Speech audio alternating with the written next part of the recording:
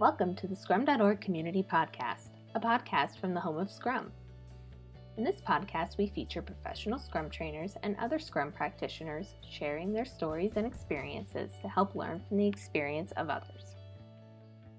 This episode is a previous recording of our live Ask a Professional Scrum Trainer series, where a live audience asks questions of professional Scrum trainers.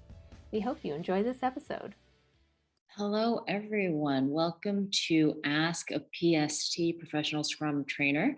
My name is Patricia Kong. Today I have with me Simon Flossman and David Spinks. Hello.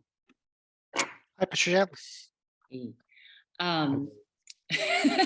So today we're going to talk about the power of facilitation and how we can use that to improve the Scrum events and other interactions that you might be facing in Scrum and Agile environments. And before we get started, just a couple of housekeeping rules, quick guidelines. As usual, your microphones will be muted throughout. This session is recorded, and the recording and slides will be available for everyone after the webinar within 24 hours. This is Ask a PST, so make sure you're submitting your questions through the Q&A. That's how we'll be seeing them. I'll be moderating today for you. So just a quick reminder on who is Scrum.org. Scrum.org is us. We're a global community thinking about training, education in the Scrum and Agile space. So that handsome gentleman in the left, that's Ken Schwaber. He is the co-creator of Scrum and the president of our company and an inspiration to me every day. So David, why don't we go to you with a quick introduction of yourself? Sure. So my name is David Spinks. I'm based in the UK. My background is in software development. I did that for about 10 years before I discovered Scrum and the Agile space. So I've worked over the last 12 years or so as a Scrum Master, Product Owner, Agile Coach. I've been a Scrum.org professional Scrum trainer since 2019. I'm also an accredited trainer with Kanban University, so I train the Kanban method. And I offer my services through my company, Red Tangerine, which I co-founded a few years ago. I'm also an author of the books Adopting Agile Across Borders, which is all about use of Agile in different parts of the world, in different cultures, and upcoming book, which is due out any day now in different parts of the world, Mastering Collaboration in a Product Team, which is all about different collaboration techniques to build great products. So that's me. Congratulations. I'll expect a signed copy. Of course, Patricia, of course. All right, Simon. Me too, please. Yeah, my name is Simon. When I started working, basically, I started as a product owner. I always was looking for ways on how to collaborate with stakeholders and basically let them do the work. That's the way I discovered facilitation. I started to collecting all the tools and techniques which are helpful to let other people do the work and just try to help them to common outcome. And one day I was running in retrospective. I think it was pretty good. We used, I don't know, like 10, 15 techniques whatsoever. And after that, my mentor at that time asked me, oh, if you run so great retrospective, how is your team doing? Are you delivering a lot of value to your customers and users? And I said, hold on a minute. What you're talking about, users, customers, value, we don't deliver at all. And that made me realize at the end of the day, it doesn't matter what techniques you use, what tools you have and how many. It's about the outcome, what you achieve with those tools. And from that day on, I'm looking for the simplest version to get to an outcome. And hopefully I can share a couple of lessons and examples throughout the day. That's me. All right, excellent. Thank you. So David and Simon and I have collaborated together on a new course that Scrum.org just launched, and that course is around facilitation skills, and we thought about it specifically in the realm of a Scrum setting. So in that course, in that class, you'll find a lot of different scenarios that we've experienced coaching, training, consulting, being in Scrum Teams or in an organization. So we're happy to take some of those questions that you have in terms of some of the typical things that you're facing that you want some advice from us.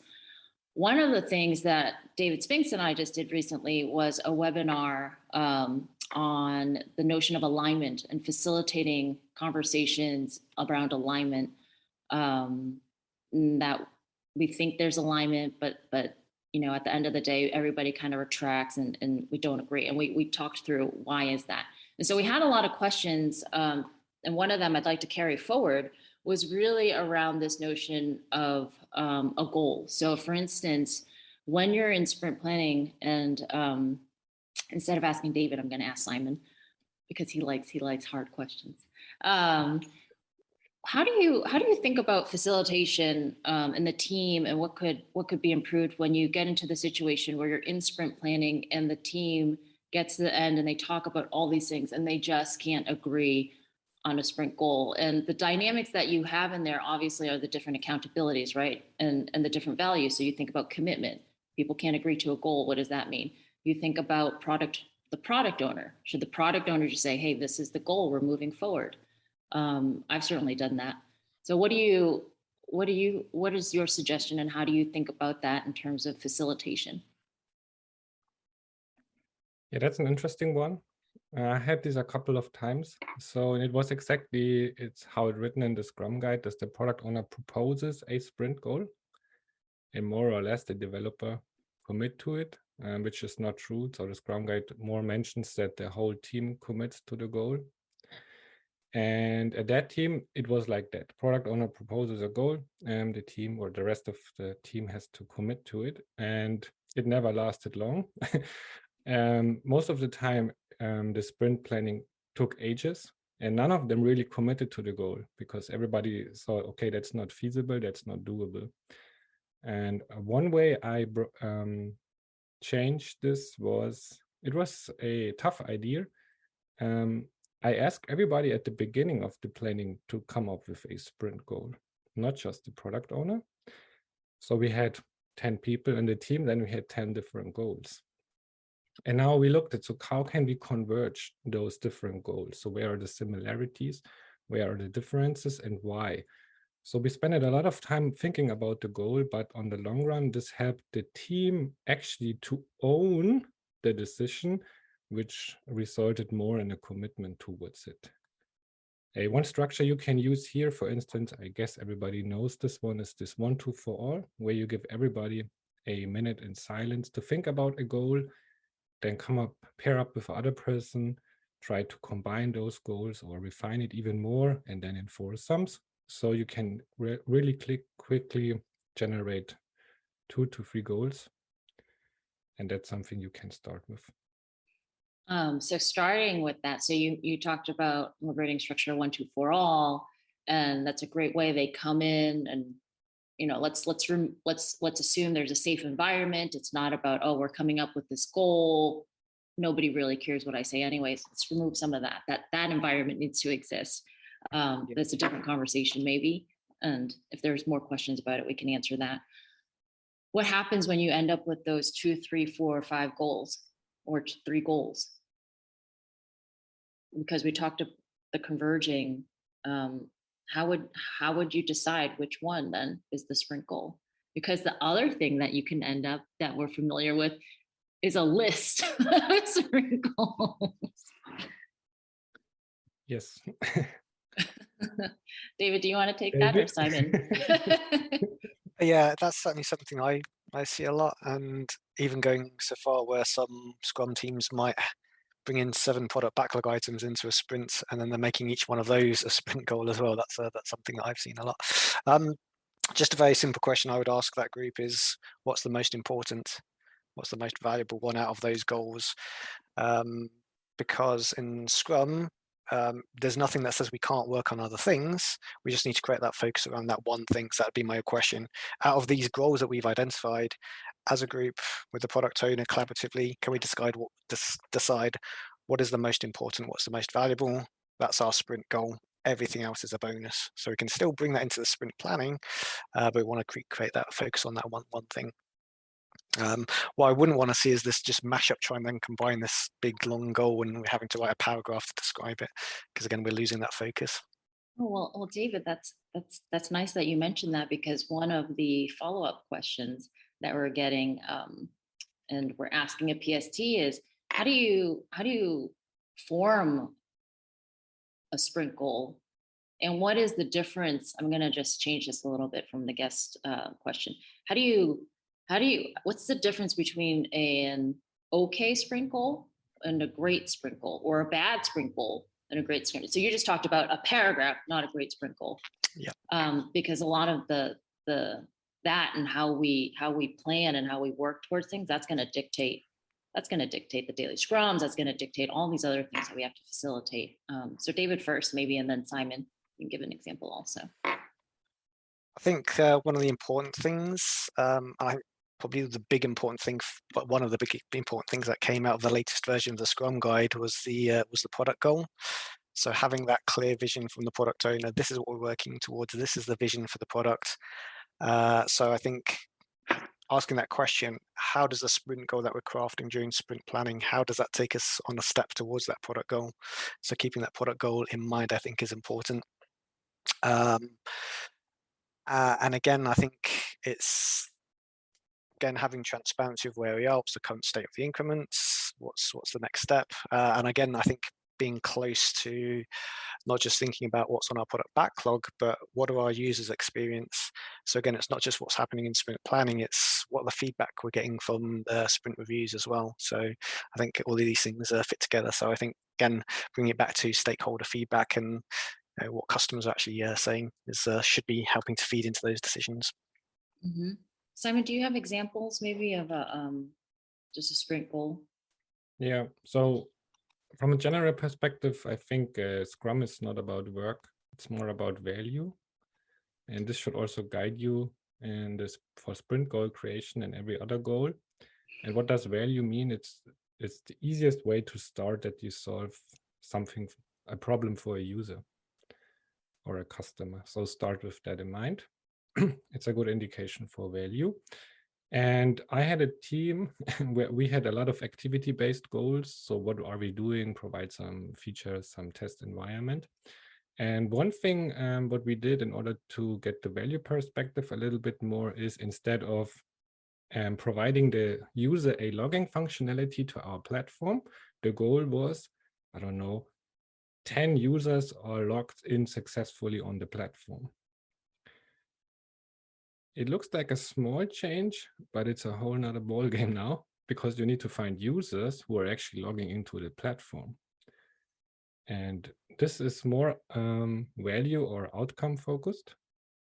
And I think the hint or the insight I would give, make it tangible from a user perspective. What is different for a user after the sprint? What can he or she do now?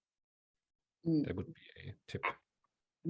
Thank you, both of you. I got a hint from an attendee, Steve Traps, who's a PSG. So I put a blog post that is in the chat for everyone to read.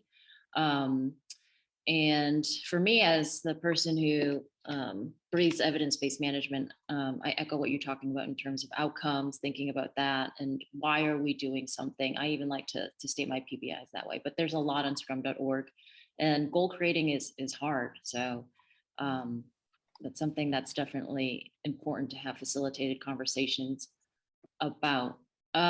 So moving on a little bit, something a little bit similar, and we can get back to sprint planning. I want to take a look at some of these other questions.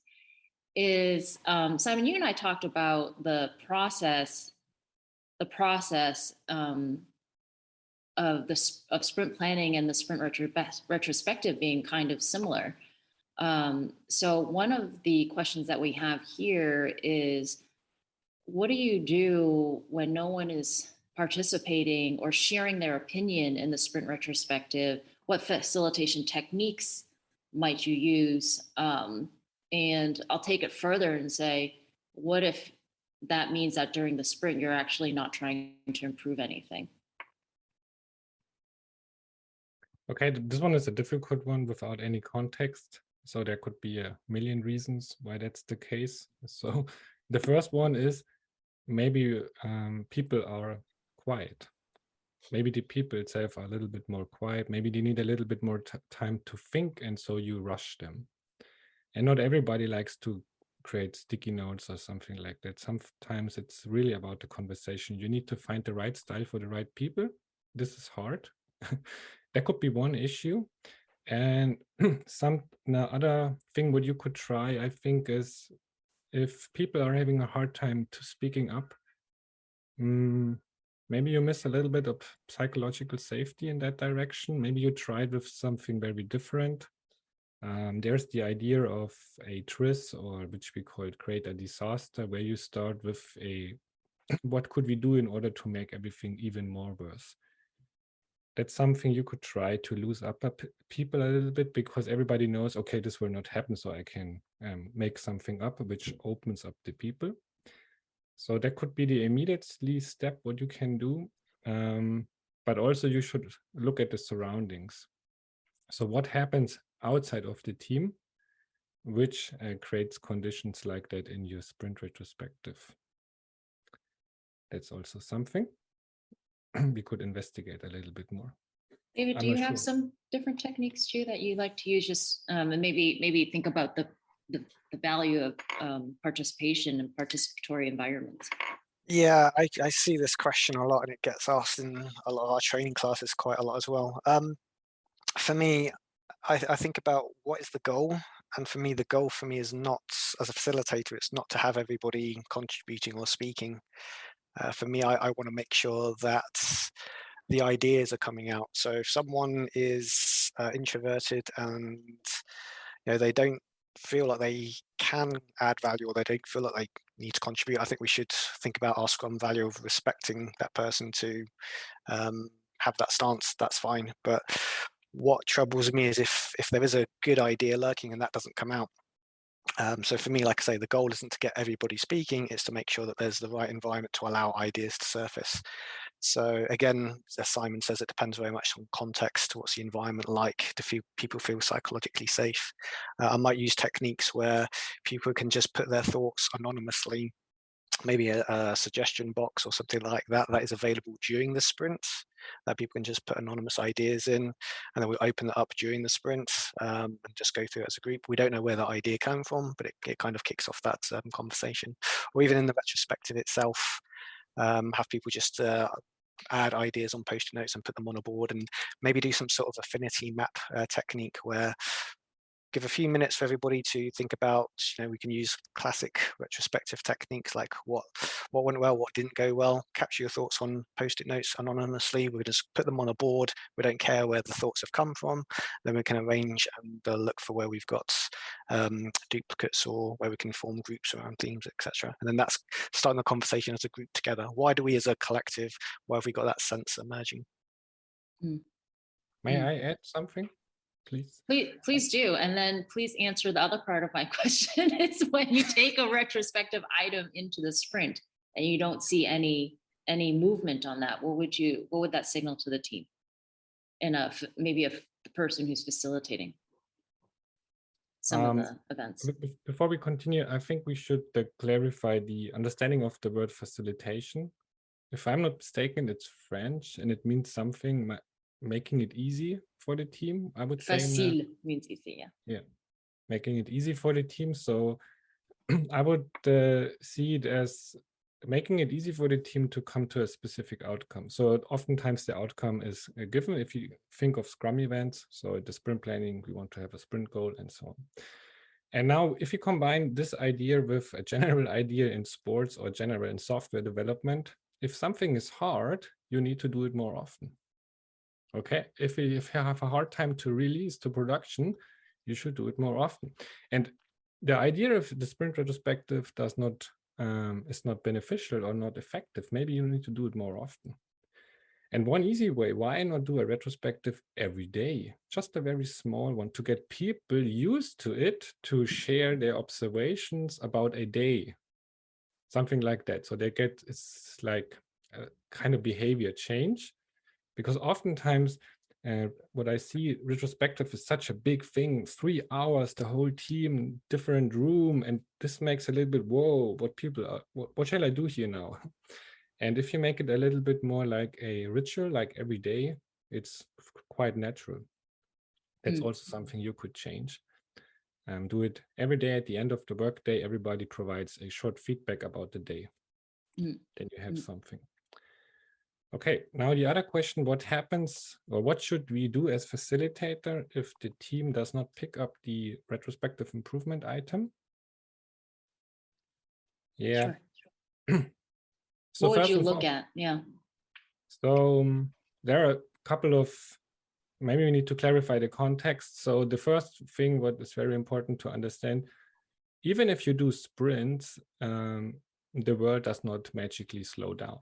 So there can a lot of stuff happen in the next sprint, and maybe there's something more important as the improvement item. Nobody knows. So for assume the production environment is down or something, maybe that is more important. So let's say this is not the case and the team still does not pick it up. I think that's could be a sign that not everybody sees value in it or did contribute towards it. So there's a term, I think it's called strong outcome, which means that everybody contributes to it. And it's more likely that everybody really owns the change afterwards and does everything to change it. So maybe we can dig a little bit deeper into that one.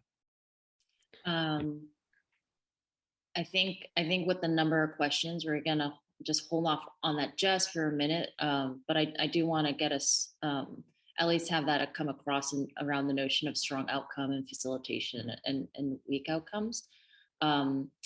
And I'm just gonna quickly, there's some more questions that are interesting around the retro, and then I'd like to move on to the review. One of the questions was around, when you're working remote and we're in this virtual world and we're doing retrospectives, what are some suggestions around tools or ways that we can create that environment? I think we've all used Mural or Miro, those kind of online whiteboarding tools.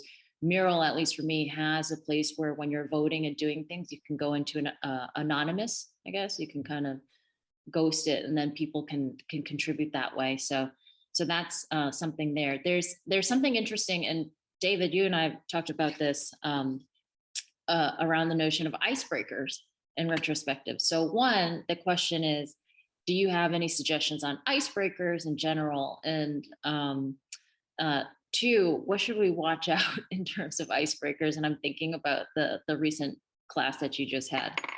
Yeah, it's I think it's always thinking about what's the purpose of the events, what we're trying to get out of it, and I'm hoping that again, as people work together in a team, that they're enjoying working with each other. But I think one thing that we kind of just need to be a little bit careful is that we don't try to force the fun too much. The example that you mentioned, it was a professional Scrum for software development class that I ran recently. In that class, we run actual sprints. And we're running 3 sprints over a period of 3 days. So very short sprints, very short time boxes, 10 minutes for the retrospective. And one of the teams still felt that they had to do a fun icebreaker. So they started off by telling each other jokes. And these were people that were, they'd worked with each other, they knew each other, they were comfortable with each other. So they almost felt like it was obligatory to do something fun to kick off the retrospective. And as the trainer, I was like, you've got 10 minutes. You're spending time telling each other jokes. How is this adding to you understanding how your sprint could be improved? So I think those things are important, but it's we shouldn't lose context of the goal of what we're trying to get out from a particular event. Other extremes I've seen for sprint retrospectives, another team that I remember working with, they were quite new to Scrum, been doing it for a few months, and I asked them what's the purpose of the sprint retrospective, and with a straight face their answer was to moan. And it's again that's missing the point. So you've kind of got those extremes, and it's always thinking about what is the purpose of the events, how can we create a format or facilitate in such a way that we're getting towards the outcome that we want, and we're not just we want to have fun while we're doing it, we want to bond as a group, but it's still thinking with that end goal in mind. Thank you. That being said, do either of you have some icebreakers that you love?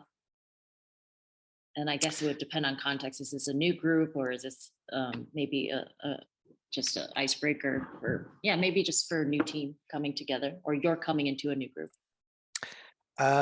One that I've used recently, again, different variations you can do on this. One truth, two lies, I quite like. So if it's to help people get to know Good each old other, pub game. that one, yeah. So each member of the team, give them a few moments to think about what's one thing that's true about myself, two things that are not true, write them down on stickies, and then present them to the rest of the group, and the rest of the group have to guess which one is the truth. So again, that's a nice icebreaker to just again help people get to know each other a little bit. Yeah, we've done that too. Simon? Yeah, I'm not a big fan of icebreakers, to be honest. But I learned a very interesting one from Boris, a colleague of ours, and we use it if we train together. And when we start the Zoom call, we change our name with first name, then where we are located, and then, for instance, what was our first job, or what was our first concert or movie or whatever, and we change it every half day. And people can add to it. So they see, okay, there's something different. I can change my name as well, but they don't have to. So I think one very important element, even if you use icebreaker or for everything else, you need to provide the people the possibility to not do it. Okay, if you don't feel comfortable with it, don't do it. So you need to establish some kind of working agreements, whatever. Nobody has to do these kind of things. Otherwise, for me, it's too much. Sometimes I'm not feeling making jokes, but everybody else does. And then I'm feeling very uncomfortable, and which puts me in a very bad situation or a bad mood, which will not help for the upcoming event, let's say. No, we don't want you in a bad mood. And I feel I did not answer the last one. What happens if the team does not pick up the item? I want to give at least one action tip. Make it transparent. The improvement item should be part of the sprint backlog. And so this maybe sparks a conversation in the daily Scrum. So everything is moving to done, but this one not. Maybe they see it on their own. It's the easiest thing what you can do. I thought I missed this one. Thank you for that. So then I thought we would go to the review, but actually maybe let's go to the daily Scrum. So the daily Scrum, there's definitely several techniques. What techniques do you like to use? And maybe give some pros and cons of that, so that we know it shouldn't just be a status update meeting. What is something that you, David, like to use, and what are some pros and cons of those techniques? Do I only get one? Let's start with one. I like the walk the board technique, where we're focused on the sprint backlog and we're looking at how work is actually progressing. And rather than asking question of the workers, we're asking question of the work. So rather than saying to an individual, Patricia, what did you do yesterday? What are you going to do today? Have you got any impediments? We can ask those questions of the work itself. So how is this product backlog item? How is product backlog item X? How did that progress yesterday? How is it going to progress today? And are there any impediments? So we're focused on making progress with the work. I find that leads to a much more sort of synchronized discussion. If we're asking them the traditional 3 questions, we might see what you're doing yesterday, what you're going to do today. Then we might go to Simon, who's talking about another item. Then we might go to a third team member who then talks about something that they paired with you on, for example. And we're kind of jumping all over the context a little bit. So when we focus on the work, for me, I think we get a lot clearer alignment on what's happening to the work. Now, I think the con with that is, well, what if there's somebody who hasn't really spoken, because we're talking about what's happened to the work. So some might see that walk the board technique is a way that some people can potentially maybe hide in terms of what they're actually doing. But again, I'm hoping with visualization techniques like avatars on the work items that can kind of alleviate that a little bit. But yeah, that can be a bit of a danger with that technique. Mhm. Simon, do you have a different technique for daily Scrum? Yes, and I would like not to focus so much on techniques. David did a great job on that. So I think the biggest mistake you can make as a Scrum Master is to come in and start changing and adding techniques. So I think if you start with a new team, take your time and observe at least 2 or 3 weeks. And maybe another step, so it's one of the important facilitation techniques, I would say, observing.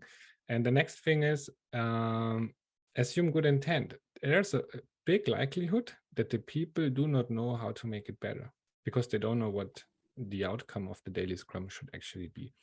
So maybe start educating about the outcome of all the events and then let them rate on a scale from 1 to 5. How do you think, how good are you achieving those outcomes for each of the events? Don't make it as specific as the daily Scrum.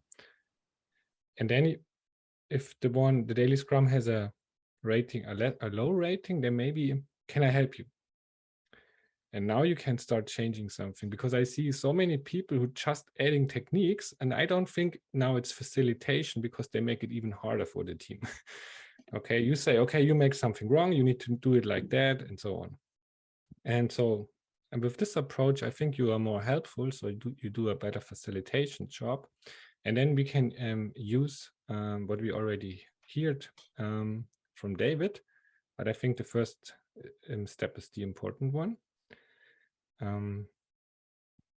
That are my 2 cents. Thank you. Great. That was really helpful. I found it very helpful. So we have a lot of questions to go through. And if we don't get through all your questions, maybe what that means is that we'll host another one of these sessions and we'll go through the rest of them, or maybe we'll answer them through blogs or something like that. But we definitely are seeing all the questions. So let's move on to the sprint review. David, in a sprint review, this is a question that we get all the time, is what do you do when everybody's really quiet? The second level of that is, what do you do when no one attends? So how do we improve collaboration, and especially how do we think about engaging stakeholders and getting their feedback, and we're looking at that as a team so that we can move forward into planning to work on a new fun goal. What do you think?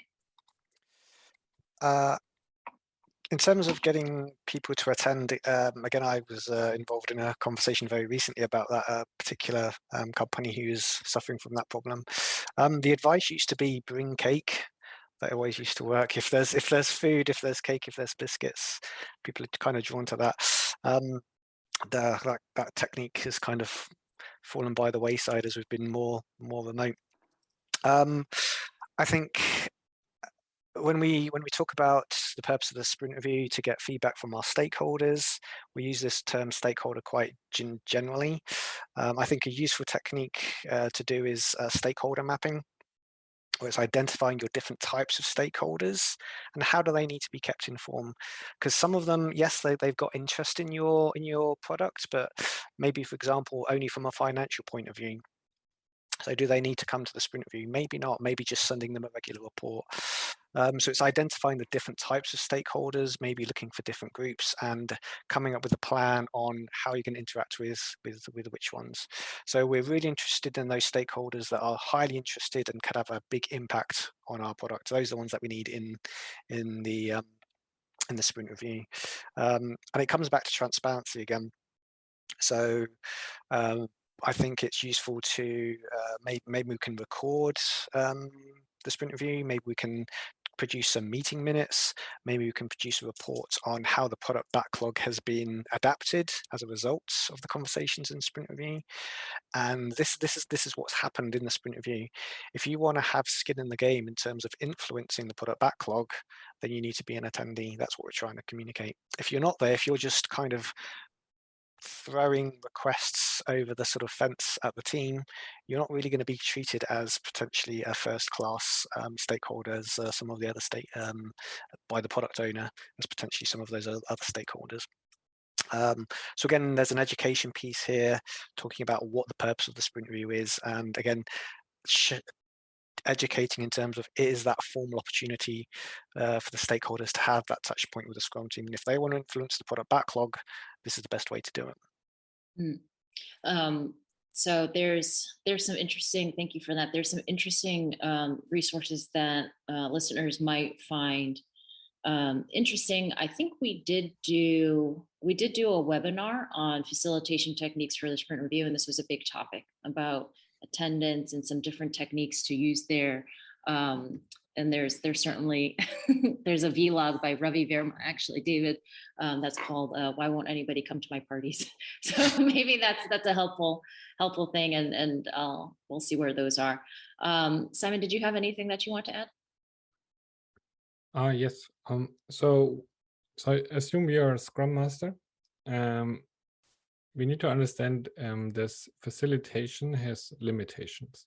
So facilitation, I would define it as helping groups to get to a shared understanding and come to a shared outcome. That's it. That's not the only thing what you can do as a Scrum Master. Maybe you need to switch your approach, take a different stances. Maybe you need to change parts of the organization to get people to the sprint review. And the thing is, if you make a party or create a product, no one magically comes to you. Why? You need to invite them. And even if you invite them, you need to tell them what's in it for them. And most of the sprint reviews I'm seeing, which I also did myself badly, it's all about us as a team.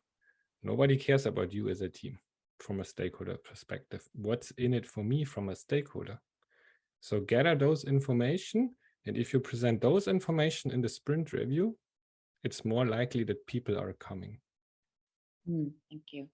I think it's to think about the persona and the schedule of the people who you need that feedback from. They're usually not, but some of them are just like, I'm a very busy person, right? And so when they get there, they want to understand the impact and the outcomes of what's going on and what value is going into that. All right. So let's talk about during the sprint. And Simon, if I could stay with you, there's a question, and this leads us nicely into some other topics around conflict. But this question says, in my team, we have a very few people who are very vocal and they're high performing. And then we have some people who don't share or contribute at all. I don't know if that means that they're high performing or not. What would you suggest from a facilitation perspective? What could that person do to foster more participation and kind of keep the balance of the team? And the reason I'm asking you, because you and I think a lot about scaling. When you add people onto a team, what happens to that? And just the balance of the notion of participation. And I think this might be a great place to talk about strong outcomes and weak outcomes. Yeah. So what we typically have is people which are very vocal are very fast in providing their ideas. And of course, their idea is brilliant, but maybe we miss out on some other ideas. And there is the downside that if some person starts talking out loud, which there's a phenomenon which is called groupthink. For everybody else, they typically jump onto the same thought. It's very hard to have a distinct thought if somebody says already something. And in order to maximize different ideas, thoughts, diversity, we should somehow pay attention that everybody has a time to think and everybody can contribute their ideas at the beginning. There are a couple of techniques what you can do. you could ask everyone, please write down your ideas on how to solve whatever problem on a sticky note. Put it on the wall, and this happens everything in silent. At least we gather now all the ideas. And in the next step, we can start to discussing. And now you have people which are very vocal and talk a lot. Maybe you need to introduce a couple of different techniques to give everybody the same amount of time to speak. So you can do it with round-based timing. So you're the first person, provide your opinion. You're the second person, you get 1 minute to provide your opinion, and so on. That's some things you can try. That would my take. David, if I can ask you to elaborate on this. Yeah, there's a couple of techniques that jumped into my head. So if we've got that very vocal person that's putting forward ideas, maybe we could use a technique like Troika consulting, where that person's idea is put on the table. But with Troika, okay, everybody acts as the consultants, and that person whose idea is being discussed or whose problem is being discussed, because again, it's how you ask the question, but that person basically turns around, turns their back to the team, and the rest of the team debate what the problem is or the potential solution that has been put forward by this person. Troika, it's called. I just saw in the chat window, Troika. So again, that person is practicing active listening while the rest of the group is discussing the idea that's been put forward. Another one that came into my mind was Edward de Bono's 6 thinking hats. And again, this is a technique where you metaphorically, you don't literally have to wear hats, but you metaphorically wear different hats, and the different colors represents different ways of looking at the problem. Like, we're going to take the stance of being an optimist. Let's just focus on the positives of this idea, what's being put forward. Or we're going to go with a more judgmental hat. We're going to try to critique it. So there's different ways, and again, you're getting people to think in particular analytical ways. So again, if I'm someone that's very vocal or pushing my ideas, again, I have to take part as a peer in terms of, like, I'm going to criticize that same idea that came from me, for example. So again, for me, I'm less worried about people contributing and just making sure that the idea or the question is being properly sort of analyzed and creating shared understanding across the group. So this brings us nicely to a couple other questions around conflict, and I think you've given some great techniques around there. There was a question in here that's interesting about, what do you do when you have a colleague or a team member who's always just kind of looks like they're blaming you, and I like to call that they're always looking for faulty feedback. And that brings us really to conflict within a team. And I want to preface this because it's something that I'm writing an article about right now. But the notion that when we are a group of creative people coming together, diverse, and we're trying to work in a complex area, there's going to be conflict. There should be conflict because we have different ideas. And so what we're trying to do is kind of get to a new and better idea together. But that can sometimes, depending on the safety and the environment, lead to conflict, lead to blaming, lead to all these things. Simon, do you have any stories just from your personal scars, or maybe your work experience? Well, I was going to be very specific, and then I remember we were being recorded, about conflict, and just what have you done that's worked or not worked well from a facilitation standpoint, maybe in a team, and people arguing almost. So I think the first thing what we need to be very honest to ourselves, are we able to navigate or resolve conflicts? So I don't think that's a typical skill of a Scrum Master. I think if everything is about the topic in hand, you can use facilitation. It's about finding the best ideas, combining ideas, come to a shared outcome. Totally fine. But if you go to a conflict, to a real conflict, where it's not about the topic, it's more about you are right and you are wrong, and it's more about the people, and the behavior is not accepted, then we should be very careful if you really want to do it and if you are capable, because it's easy to make it even worse. And now what I used in the past, there is a test to see where we are. So one thing you can hear is it really about the topic? Is the topic a good idea or a bad idea, or is this about the person? Again, you provided such a bad idea. That's something you need to look for. And then you could ask a question. Please say me something good about that person, what you like about him. And if the other person cannot provide anything what he likes about that other person, then you have a serious conflict. And then it's not about the topic in hand, then it's about the people. And then you need to decide, am I capable of navigating or facilitating these kind of conflicts? And if not, put the people in different rooms and get somebody who can help you. And I think that's the term of professional. As a professional Scrum Master, you need to be aware what you can do and what you cannot do and where we are in terms of the conflict from the levels. So that's the first thing. And if you don't have such a high conflict where it's about people and not about the topic in hand, one thing what you always should try to do is every person should have the time to provide the ideas, and everyone should listen to the other ideas. And that's the crucial point. Okay, make sure that everybody listens what the others are saying. And that's one thing to resolve a very lightweight conflict. Thank you. And there's a lot of deep stuff. That's where there's a model called the Grown Zone that we talk about that's based off of Sam Kaner's work, Kaner, where sometimes it's bottled up conflict. So there's those types of things. And when you're trying to make decisions, it's hard. David, would you like to add anything, or would you like to take the next questions on refinement?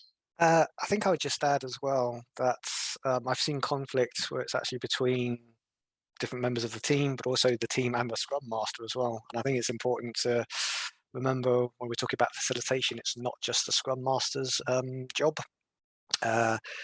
Ultimately, the Scrum Master is the team's coach. So can the Scrum Master teach the team or coach the team to facilitate for themselves?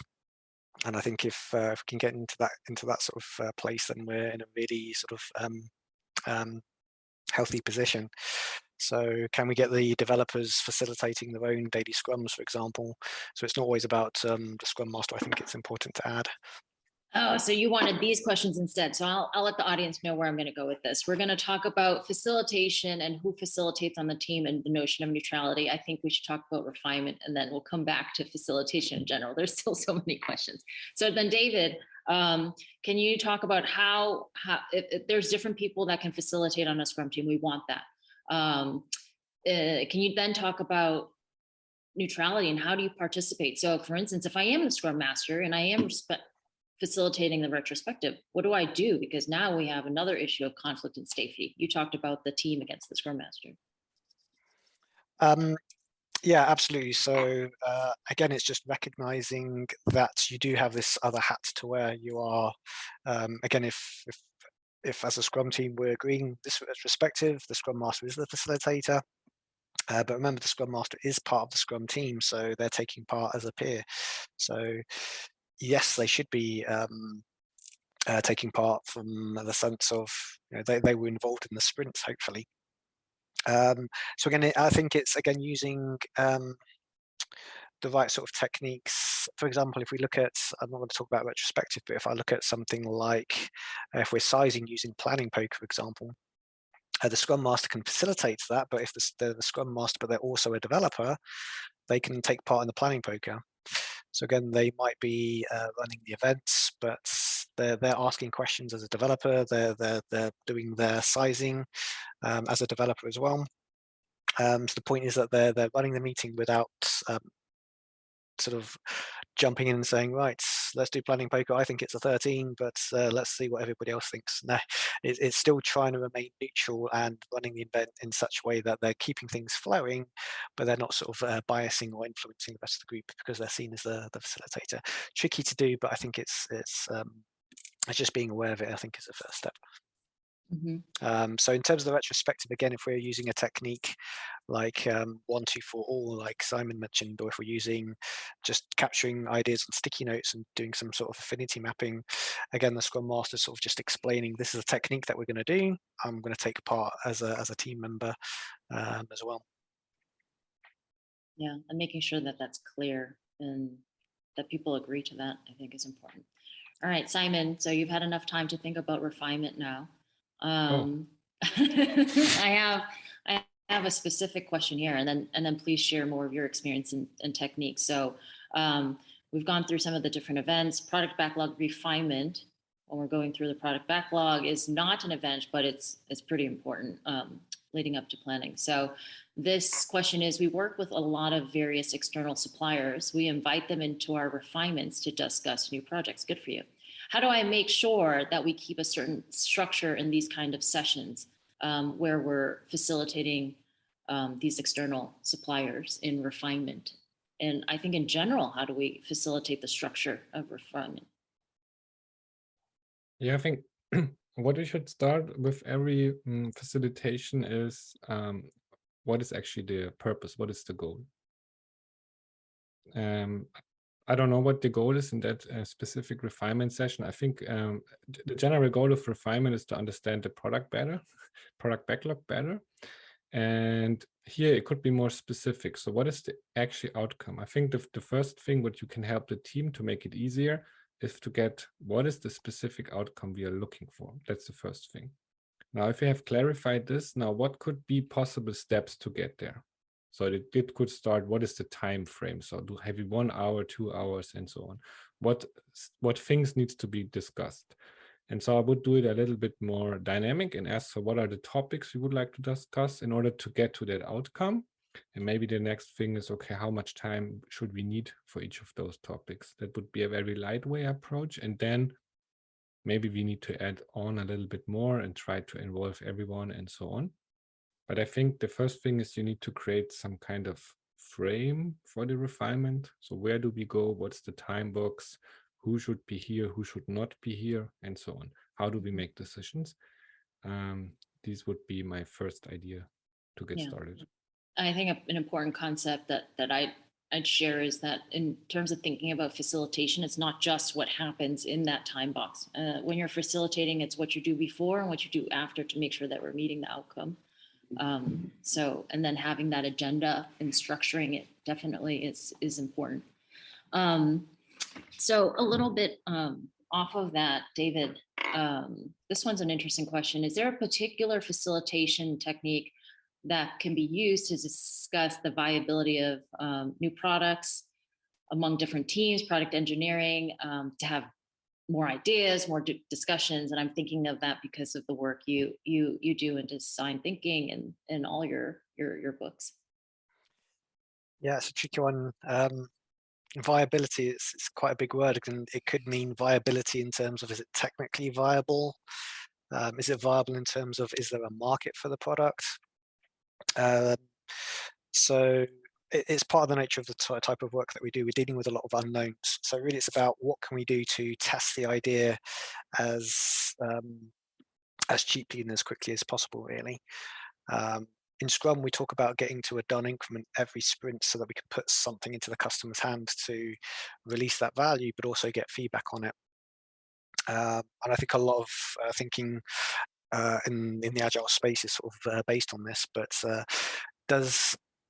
we can think about, actually, is that the cheapest, fastest thing we can do to check the viability of these things? It could actually be the most expensive thing we do is to actually build the product. Could we do something in a more lightweight way, such as build a prototype and get some feedback on that from some key users? Could we carry out maybe just some surveys and ask users about potential ideas that we've got? So rather than build the product and put it out there and hope for the best, we're looking for more lightweight ways of testing ideas. So yeah, I think that's kind of going to that next level of how do we get even faster feedback on something to, again, have more confidence on the journey that we're taking. Yeah, I agree. All right, so we have less than, well, we have 6 minutes to be very specific, what we have left. There's some great questions, and I think it would be remiss if we didn't talk about remote and a hybrid kind of stuff, and some different ideas there. There's a specific question that says, my remote team is very large, with almost 20 people, and sometimes they're trying to split the team. But in general, so this is a large Scrum team. Simon, how do you when they're remote, how do you keep that engagement, especially during the Scrum events? And what do you do? This is tough. I'm very sorry. They're reluctant to turn on their cameras. So what techniques can you use to get everyone engaged? And so I'm thinking, even in a hybrid environment, that's hard too. You might have some people who are online, some people who are not. And that creates an imbalance. What are some, I guess, ideas and observations that you have around this remote and hybrid way of working from a facilitation standpoint? Okay, we have two. I have two thoughts here. So first and foremost, it's a technology question. So if you don't have the right technology, that's a difficult one. So no matter how large the group is, in order to have full participation, you need to split up in smaller groups. That's a given. And this depends in a virtual setting a lot on the technology, if you can do it or not. So that's one thing. And the other thing is, what happened if people do not start their camera? And I think as a Scrum Master, you need to be a role model in terms of the Scrum values, and maybe you need to be very open and point that out. Hey, I'm seeing a bunch of you do not start your cameras. I think it has this and this outcome, or this and this downside. What does the rest of you think? And this opens now the opportunity for you to facilitate the discussion. Because if people now are replying to your answer, you can ask, okay, can everybody share their opinion and so on to get progress here? Because sometimes we think it's a problem, but it's actually not a problem for the team. It's just a problem for you. And that's a very dangerous thing. We need to pay attention. So you need to somehow get better technology if this is an issue. You need to figure out if it's really a problem for the group. And if it's so, help the group to overcome it. In my understanding, you cannot force people, but you can always encourage people and show them the benefits if they would contribute with camera on and so on. Mm. Yeah. But to be honest, there's no silver bullet magic pill, which immediately works. At least I don't know it. Mm-hmm. Maybe David knows the silver bullet. David, I'm going to give you a closing question. So we've established this notion of facilitation. We've talked a little bit about neutrality. We've talked about that anybody can facilitate if the team agrees to it. Someone outside, that might work too. It's not a special role in Scrum. So inspection and adaptation, how do you know if you're doing a good job facilitating? How do you know what skills you need to improve as a facilitator, what your weak spots are? And I will share first, on the Scrum.org website, there is a page that will share that has a list of traits and facilitator skills. And that you can already start kind of looking at and saying, hey, I'm good at this, I'm not good at this, I wasn't aware of this. But what have you used yourself? It's a good question. Yeah, I've looked back at myself years ago and how I would facilitate events or other sessions and think, oh my God, what was I thinking? And I'll probably look at myself in another 5 years' time and kind of think think the same, right? So again, I don't think it's, like you say, it's not just about the session itself. It's not coming out of the session saying, hey, we hit the time box. Hey, we've got through all of our agenda items. Hey, everybody was talking. Hey, everybody smiled and had fun. You know. Exactly. Yeah, all the jokes that everybody was telling, they were funny. It goes back to I go back to those facilitation principles. We've got the Scrum values. We talk about this in the PSFS class about the facilitation principles, and I think they're great sort of guidance, good things to fall back on. So One thing that I think about is, did we make clear what the purpose was? Was there a clear purpose for the event, and was that purpose fulfilled? And maybe I can monitor what happens after that session or event. So, for example, we talked about sprint retrospectives. We know that the purpose of the sprint retrospective is for Scrum Team to inspect and adapt itself, come up with some improvement actions, right? Yes, if we're coming out with sprint retrospective with that, that's great. But is that being followed up on? Has that purpose been fulfilled in terms of not just coming up with that action, but being followed up on? So purposefulness is one of those facilitation principles that I might test myself against, and I might be looking at the others. Just very quickly, was it a healthy? Did people feel psychologically safe? How are we with transparency? What about participation? A lot of the stuff that we've been talking about today. So falling back to those first principles is a way that I'd measure myself. All right. Well, thank you very much, both of you. There was a lot of information. Thank you for everyone who's listening. Again, there's a lot of different resources that are out there. They're in the chat. We will have them in the notes. A lot of your questions, we'll see them. And we have a lot of resources there. We, again, did do a webinar that's live, David Spinks and myself. Simon is doing one on facilitation in German, if that's a language that you speak and understand.